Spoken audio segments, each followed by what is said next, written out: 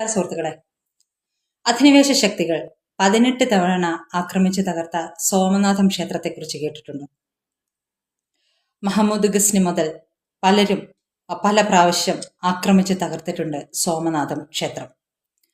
അനാദികാലത്ത് ശിവഭഗവാനുള്ള ഭക്തിയാൽ ചന്ദ്രദേവൻ നിർമ്മിച്ചതാണ് സോമനാഥം ക്ഷേത്രം എന്നാണ് വിശ്വാസം.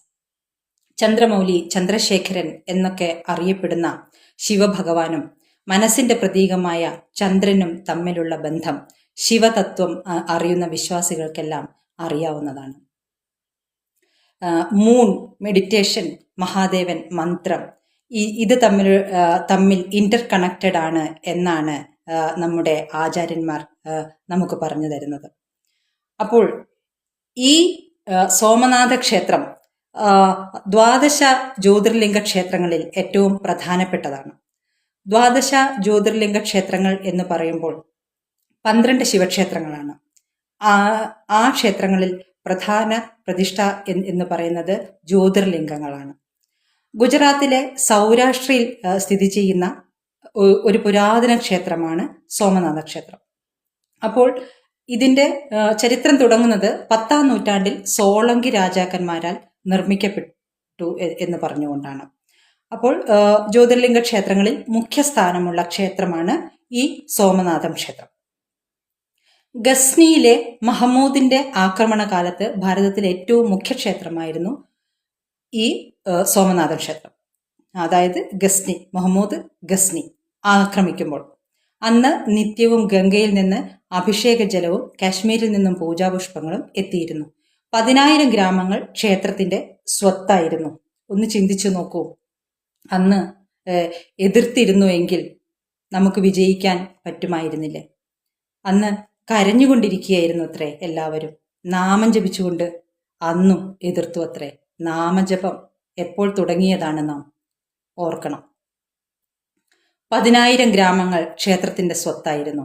പൂജയ്ക്ക് 1000-ൽ അധികം ബ്രാഹ്മണർ, തീർത്ഥാടകർക്ക് ക്ഷൗരത്തിന് 300 ക്ഷുരകർ.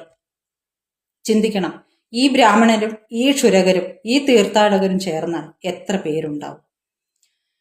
രത്നങ്ങൾ പതിച്ച വിളക്കുകൾ, സ്വർണത്തിൽ തീർത്ത ചങ്ങലകൾ, 56 രത്നാങ്കിത സ്തൂപങ്ങൾ, ഇതൊക്കെയാണ് സമ്പന്നമായ ആ ക്ഷേത്രത്തിന്റെ അന്നത്തെ സ്ഥിതി. ഈ സമ്പത്ത് കണ്ട്, സമൃദ്ധി കണ്ട് 1025-ൽ ഗസ്നി ഖേത്രം ആക്രമിച്ചു കൊള്ളയടിച്ചു. ഭീമഭോജ രാജാക്കന്മാർ ക്ഷേത്രം വീണ്ടും ഉയർത്തി. 1300-ൽ അലാവുദ്ദീൻ ഖിൽജിയുടെ സേനാനായകൻ ആലഫ് ഖാൻ വീണ്ടും തകർത്തപ്പോൾ ചൂഡാസന വംശത്തിലെ മഹിപാലൻ വീണ്ടും ഉയർത്തി. 1390-ൽ മുസഫർ ഷാ ഒന്നാമൻ, 1490-ൽ മുഹമ്മദ് ബേഗാറ, 1530-ൽ മുസഫർ രണ്ടാമൻ, 1701-ൽ ഔറംഗസേബ് എന്നിങ്ങനെ പലതവണ തകർക്കപ്പെട്ടെങ്കിലും ഓരോ തവണയും ക്ഷേത്രം ഉയർത്തെഴുന്നേറ്റു. 1783-ൽ റാണി അഹല്യ ഹോൾക്കർ ഒരു പുതിയ ക്ഷേത്രം നിർമ്മിച്ചു. 1951-ൽ അതേ സ്ഥാനത്ത് പുതിയ പ്രതിഷ്ഠ നടന്നു. നമുക്ക് അറിയാം, 1783-ൽ റാണി അഹല്യ ഹോൾക്കർ ആ ക്ഷേത്രം നിർമ്മിച്ച ആ ധീര വനിതയൊക്കെ നമ്മുടെ ചരിത്രത്തിൽ ചിരപ്രതിഷ്ഠ നേടേണ്ടതാണ്. പക്ഷേ നമ്മൾ ആ കാര്യങ്ങളൊക്കെ പഠിച്ചിട്ടുണ്ടോ? നമ്മുടെ ചരിത്രത്തിൽ ഈ വീരപുരുഷന്മാരെയും വീരവനിതകളെയൊക്കെ രേഖപ്പെടുത്തിയിട്ടുണ്ടോ എന്ന് നാം വീണ്ടും വീണ്ടും ചരിത്രത്തിന്റെ താളുകൾ ഇങ്ങനെ, നമ്മുടെ പാഠപുസ്തകത്തിന്റെ താളുകൾ ഇങ്ങനെ മറിച്ച് നോക്കേണ്ടതാണ്. അപ്പോൾ 1951-ൽ സ്വാതന്ത്ര്യത്തിന് ശേഷം സർദാർ വല്ലഭായ് പട്ടേല് ഈ ക്ഷേത്രം വീണ്ടും പുനർനിർമ്മിച്ച് പ്രതിഷ്ഠ നടത്തി. അന്ന് നെഹ്റു തന്നാലാവും വിധം ആ കാര്യങ്ങൾക്കൊക്കെയും ഇടങ്കോലിടാൻ ശ്രമിച്ചു. പക്ഷേ ദേശീയവാദിയായ വല്ലഭായ് പട്ടേൽ ആ കാര്യങ്ങൾ പൂർത്തീകരിച്ചു. അങ്ങനെ 18 തവണ തകർക്കപ്പെട്ടിട്ടും വീണ്ടും പുനർനിർമ്മിക്കപ്പെട്ട ആ സോമനാഥം ക്ഷേത്രത്തെപ്പറ്റി ഞാൻ ഇപ്പോൾ പറയാൻ കാരണം എന്താണെന്ന് വെച്ചാൽ, 1000 വർഷങ്ങൾക്ക് മുമ്പ് ഗസ്നി അന്ന് ആ ക്ഷേത്രം തല്ലി തകർത്തപ്പോൾ തകർത്ത് കളഞ്ഞ അന്നത്തെ പുരാതനമായ ശിവലിംഗത്തിന്റെ ആ കഷ്ണങ്ങൾ അന്നത്തെ പുരോഹിതന്മാർ എടുത്തുകൊണ്ടുപോയി കാണാതെ അത് സൗത്ത് ഇന്ത്യയിലേക്ക് കടത്തിക്കൊണ്ടുവന്ന് ചില കുടുംബങ്ങളിൽ വെച്ച് പൂജിച്ച് ഇപ്പോൾ അത് അവർ കൈമാറാൻ തയ്യാറായിരിക്കുന്നു. അത് ഏതെല്ലാമോ വിധത്തിൽ എങ്ങനെയൊക്കെയോ കൈമാറി വന്ന് ഈ കുടുംബം അത് ഇപ്പോൾ കാഞ്ചിയിലെ ശങ്കരാചാര്യരായ സ്വാമിജിയോട് പോയി പറയുകയും സ്വാമിജി അത് നമ്മുടെ ബഹുമാന്യ സ്വാമിജിയായ ശ്രീ ശ്രീ രവിശങ്കർജിയെ കണ്ട് സംസാരിക്കാനും ഏൽപ്പിക്കാനും പറയുകയും ചെയ്തു. അങ്ങനെ ആ 11 ശിവലിംഗങ്ങൾ ആ ഒരു അന്നത്തെ പുരാതനമായ ശിവലിംഗത്തിന്റെ ആ 11 കഷ്ണങ്ങൾ ഇപ്പോൾ 11 ശിവലിംഗങ്ങളാണ്.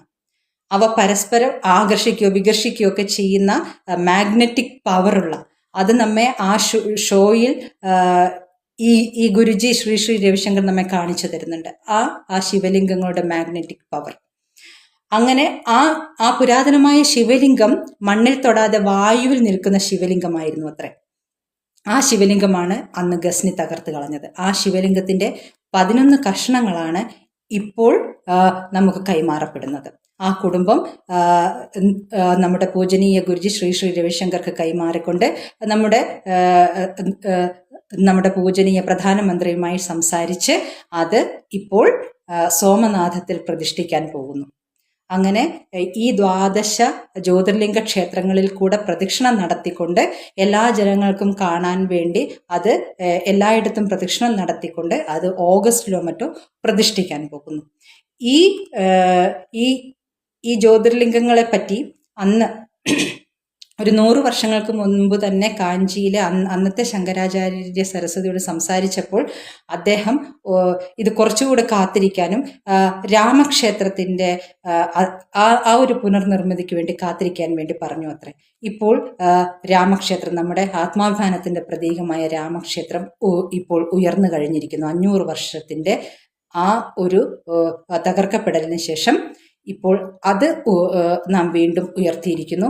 ഇനി 1000 വർഷങ്ങൾക്ക് മുമ്പ് നമുക്ക് നഷ്ടപ്പെട്ടു പോയ ആ യഥാർത്ഥ ശിവലിംഗം ഇങ്ങനെ എങ്കിലും നമുക്ക് ഇപ്പോൾ തിരിച്ചു കിട്ടിയിരിക്കുകയാണ്. അത് ഇപ്പോൾ നമ്മുടെ പൂജനീയ ഗുരുജി ശ്രീ ശ്രീ രവിശങ്കറിന്റെ നേതൃത്വത്തിൽ അത് വീണ്ടും പ്രതിഷ്ഠ നടത്തി വീണ്ടും അഭിഷേകം നടത്താൻ പോവുകയാണ്. ആ ഒരു മഹാമുഹൂർത്തം ഇതാ വരാൻ പോകുന്നു.